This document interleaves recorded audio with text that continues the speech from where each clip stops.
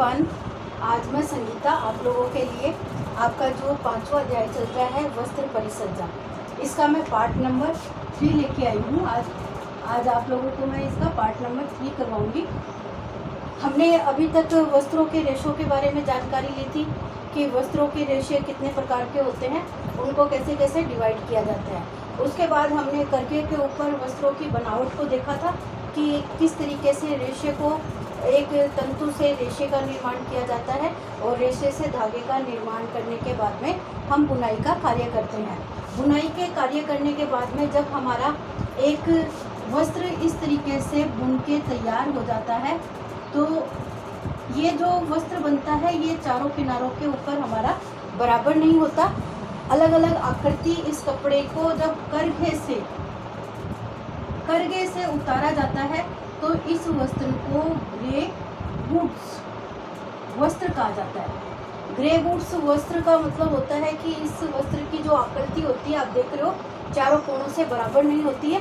विकृत आकृति में पूरा वृत्त या आयत के समान ये वस्त्र की आकृति नहीं होती है, तो ये ग्रे गुड्स वस्त्र के नाम से जाना जाता है। फिर इसको सीधा, चमकदार, अट्रैक्टिव जब मार्केट में आता है तो हमारे पास इस तरीके का वस्त्र नहीं होता, वो बिल्कुल साफ सुथरा और स्वच्छ वस्त्र होता है।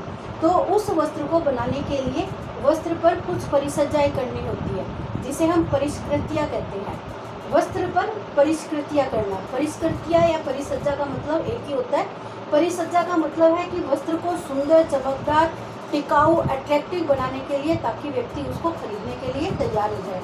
तो इस ग्रे गुड्स वस्त्र की इस आकृति को एकदम से इस तरीके से बराबर बनाने के लिए, इसकी सतह को चमकीला, सुंदर बनाने के लिए हमें इन वस्त्रों के ऊपर इस तरीके से परिष्कृतियाँ करनी पड़ती है। ये परिसज्जाएं हैं वो दो तरीके की होती है, एक तो यांत्रिक परिसज्जा और दूसरी है रासायनिक परिसज्जा। यांत्रिक परिसज्जा का मतलब है यंत्रों के माध्यम से वस्त्र के ऊपर परिसज्जाएं करना, उसको सुंदर, चिकना और चमकदार बनाना।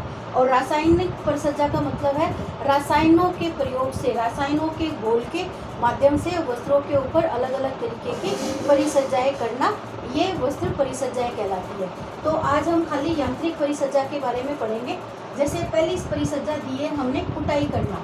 कुटाई का मतलब ये होता है जो ये करघे से जब हम वस्त्र को बनाते हैं तो इस तरीके से इसमें ताने बाने की प्रक्रिया के अंतर्गत जो ये गैपिंग होती है, अलग अलग आपको कहीं ज़्यादा कहीं कम दिखाई देता है, तो इस गैप को करने के लिए इस पर कुटाई का कार्य किया जाता है। और ये कुटाई यंत्रों के माध्यम से होती है ताकि ये वस्त्र के जो रेशे हैं वो एकदम बराबर इस तरीके से पास हो जाते हैं। इनके अंदर ये गैप है, ये बिल्कुल भी दिखाई नहीं देता है, तो इसे हम कुटाई करना कहते हैं। इससे वस्त्र कोमल हो जाता है, चिकना हो जाता है और चमकदार, और ये सतह होती है ये बिल्कुल बराबर दिखाई देती है। तो इसके ऊपर गरम गरम रोलर है वो इसके ऊपर डाले जाते हैं, जिसके कारण ये रेशे हैं वो चपटे पड़ जाते हैं और सतह है वो चिकनी, चमकदार और कोमल बन जाती है। इसको हम कुटाई परिसज्जा कहते हैं। दूसरी परिसज्जा आती है सेंफोराइजिंग। सेंफोराइजिंग का मतलब है सिलवट प्रतिरोधी बनाना, यानी कपड़े के ऊपर जो सिलवटें पड़ जाती है उसको वो नहीं पड़े ऐसा बनाना। तो इस प्रक्रिया को हम क्या कहते हैं? सेंफोराइजिंग। ये भी इन गरम रोलरों के माध्यम से कपड़े को निकाला जाता है, खींचा जाता है, जिससे वस्त्र है वो चमकीला और बिना उस सलवट का दिखाई देता है। सिंजिंग करना, रोए झुलसाना, सतह चिकनी करना। ये जब ग्रे गुड्स वस्त्र होते हैं तो इन वस्त्रों के ऊपर जो ताना बाना होता है तो इनमें कुछ गांठें भी रह जाती है और साथ में इनके ऊपर कुछ रोए भी बच जाते हैं। तो इन रोए को झुलसाना यानी जलाना और सतह को चिकनी बनाने के लिए ये सिंजिंग की प्रक्रिया की जाती है। तो ये प्रक्रिया सिंजिंग कहलाती है। टेटरिंग करना, समान चौड़ाई वाला वस्त्र तैयार करना। जो मैंने आपको अभी बताया था कि ये जो इस पे से उतारा जाता है तो इस तरीके की आकृति टेढ़ी मेढ़ी होती है, तो ये टेटरिंग की प्रक्रिया के समान 4 ऐसे बिंदु बना दिए जाते हैं कपड़े के अनुसार। इन चारों बिंदुओं को इसके अंदर ताना जाता है और फिर इस आकृति को समान चौड़ाई वाला बना दिया जाता है। तो ये प्रक्रिया कहलाती है टेटरिंग करना, समान चौड़ाई वाला वस्त्र तैयार करना, यानी विकृत आकृति को समान चौड़ाई वाले वस्त्र में परिवर्तित करना। नेपिंग करना, कोमलता व उष्णता का गुण एवं सतह के दोषों को छुपाना नेपिंग कहलाता है। जैसे इस कपड़े के ऊपर जो आपको अवगुण दिखाई दे रहे हैं, गांठें दिखाई दे रही है, रोए दिखाई दे रही हैं, या वस्त्र की आकृति सही नहीं है, या उसमें कोई तेल वगैरह का धब्बा लग गया है वस्त्र को बनाते समय, तो उसमें ये नेपिंग की प्रक्रिया की जाती है ताकि जो वस्त्र पे गुण और दोष दिखाई दे रहे हैं उनको हम छुपा सकें और इससे वस्त्र है वो सुंदर चमकीला बनाया जा सकता है। कैलेंडरिंग करना, गर्म इस्त्री के दबाव से सतह को चिकनी कोमल चमकदार बनाना। जैसे कपड़ा हमारा पूरी प्रक्रिया होके समान चौड़ाई वाला हो गया तो इसके ऊपर हमें कैलेंडरिंग करना होता है, यानी बड़े स्केल के ऊपर जो सफाई की जाती है वो करनी होती है और प्रेस करनी होती है। इस प्रेस के माध्यम से ये चिकना कोमल और चमकदार वस्त्र तैयार हो जाता है। मोयरिंग करना, पानी की सतह के समान नमूने बनाना। मोयरिंग का मतलब ही होता है पानी में जैसे इस तरीके से लहरें दिखाई देती है तो ये कपड़े के अंदर यही पानी की सतह के ऊपर लहरें तैयार करके इस तरीके के नमूने बनाए जाते हैं जो कि परमानेंट उसके अंदर दिखाई देते हैं। सिन राइजिंग करना, सस्ते वस्त्रों को क्रांतियुक्त या चमकदार बनाना। जो ये प्रक्रिया क्या कहलाती है? सिन राइजिंग करना, यानी हमारे सस्ते वस्त्र होते हैं उनके ऊपर भी हम ऐसी प्रक्रियाओं को यूज़ करते हैं जिससे वो काफ़ी चमकदार हो जाते हैं और क्रांतियुक्त यानी पसंद आने लायक हो जाते हैं, तो वो कहलाते हैं।